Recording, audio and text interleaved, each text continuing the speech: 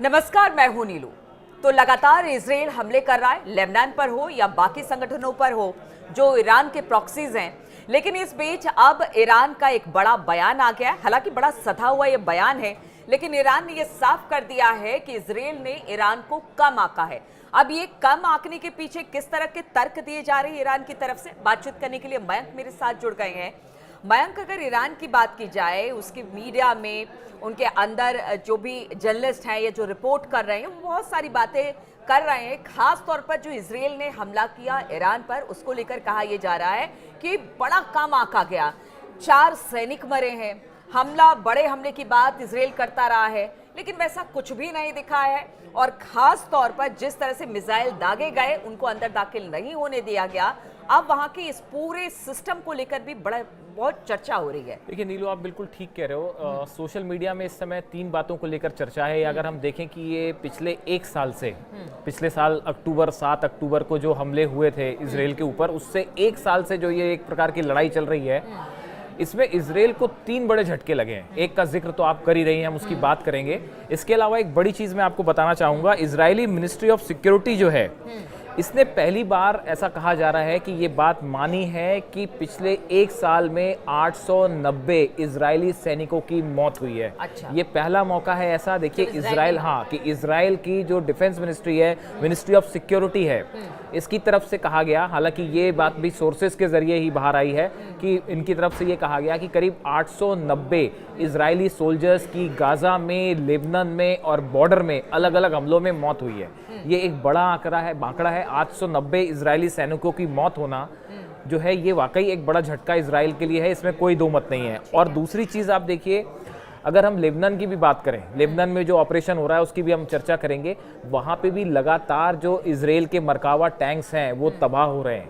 देखिए air strike तो Israel कर रहा है, लेकिन इजराइल को भी नुकसान उठाना, जमीन पे ग्राउंड ऑपरेशन पे इजराइल को बड़ा नुकसान उठाना पड़ रहा है। और जो तीसरी चीज की आप बात कर रहे हैं, ईरान पे हमले की, देखिए पूरे सोशल मीडिया में, इंटरनेशनल मीडिया में एक इस तरह का मैसेज गया है कि इजराइल का जो हमला था वो बहुत ही हल्का हमला था। वो उतना बड़ा हमला नहीं था जितनी की बात की जा रही थी इजराइल की तरफ से कि हम ऑयल रिफाइनरीज को निशाना बना देंगे और न्यूक्लियर साइट्स को निशाना बना देंगे। ऐसा कुछ भी नहीं हुआ है।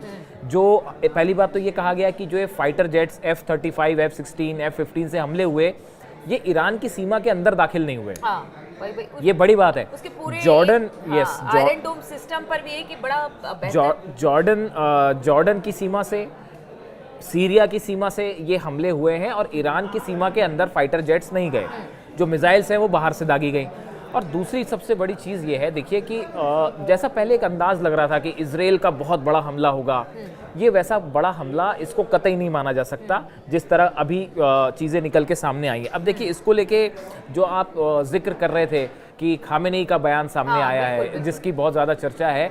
खामेनेई का कहना है कि इजराइल ने जो है वो ईरान को बहुत कम कर कर आका है।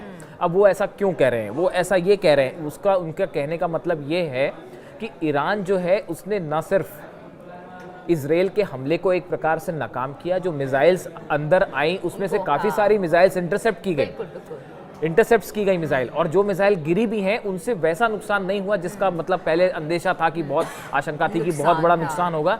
ऐसा कतई नहीं था। अब देखिए IDF चीफ जो है हर्जी हवेली, इजराइल के IDF चीफ हैं, उनका जो बयान सामने आया है, उनका कहना ऐसा है कि ये इजराइल की तरफ से एक लिमिटेड अटैक था और पूरी क्षमता का इस्तेमाल अभी बाकी है, ये सिर्फ एक ट्रायल था।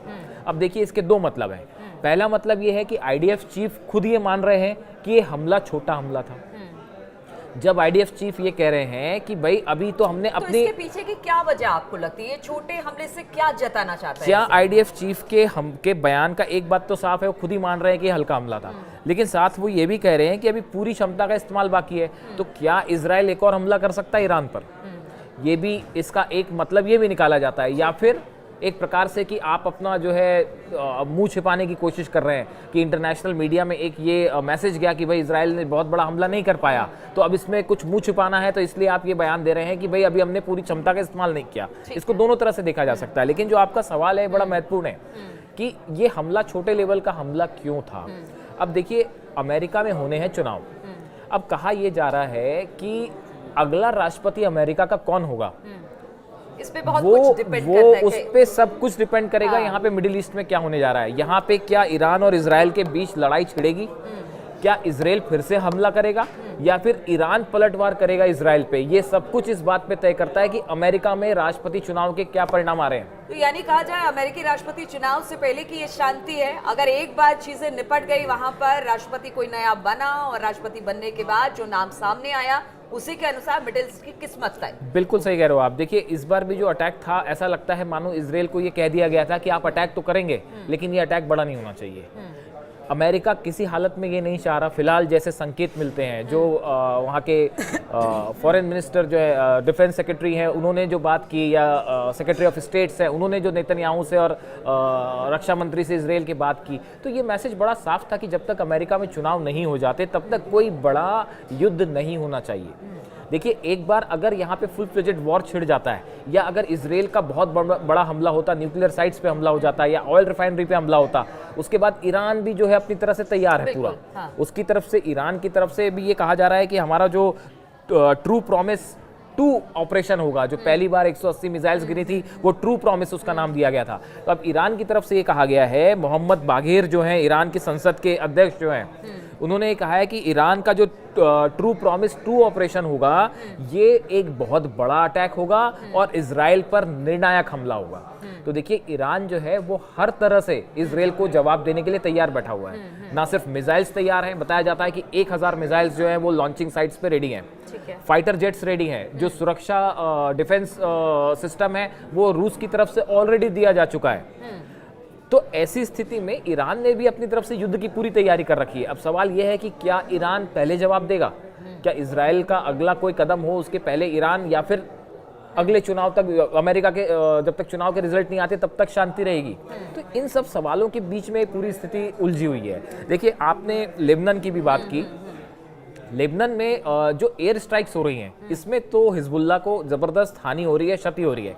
लेकिन आप एक बात देखिए नीलू, कभी भी जब ये डिफेंस जो एक्सपर्ट्स कहते हैं कि एयर स्ट्राइक्स में जो है वो बहुत ज़्यादा लोग मारे नहीं जाते हैं। हिजबुल्लाह के जो लड़ाके हैं उनको तो अगर आप खत्म करना चाहते हैं तो ग्राउंड ऑपरेशन के जरिए ही हो सकता है वो। एयर स्ट्राइक से आपकी फैसिलिटीज तबाह हो जाएंगी, हिजबुल्लाह के जो हथियारों के ठिकाने थे वो तबाह हो गए, जो उनके फाइनेंशियल सपोर्ट्स के सिस्टम थे वो तबाह हो गए, है ना। इस तरह के तो इंफ्रास्ट्रक्चर तबाह हुआ, बिल्डिंग्स हिजबुल्लाह की तबाह हुई। लेकिन जो हिजबुल्लाह के लड़ाके हैं वो अभी भी ग्राउंड पर हैं, और ये इजराइल की डिफेंस फोर्सेस के लिए ग्राउंड ऑपरेशन में एक बड़ी चुनौती है।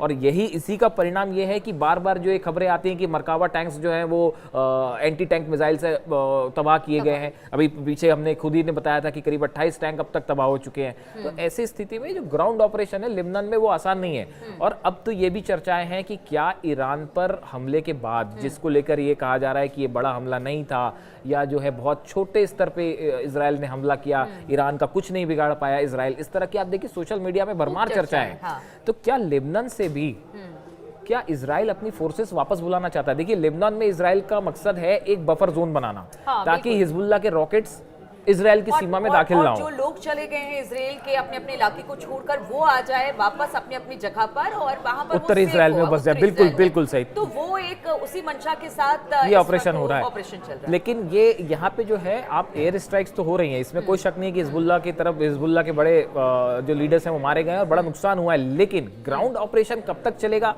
कहा तो ये भी जा रहा है कि हो सकता है कि जल्दी जो है इजराइल अपनी फोर्सेस को वापस भी बुला ले लेबनान से। इस तरह की भी चर्चाएं हैं, इसमें हालांकि कितना सही है पता नहीं। चलिए ठीक है, तो इस तरह की कई सारी चर्चाएं हैं। ईरान ने कहा, इजराइल ने उसे कम आंका, लेकिन वो पूरी तरह से तैयार है। ईरान ने ये बार बार कहा है वो युद्ध नहीं चाहता है, लेकिन अगर इजराइल कोई बड़ा हमला आगे करता है तो फिर उसकी तैयारी पूरी है। इस खबर पर लगातार हमारी नजर बनी रहेगी, आप बने रहिए हमारे साथ।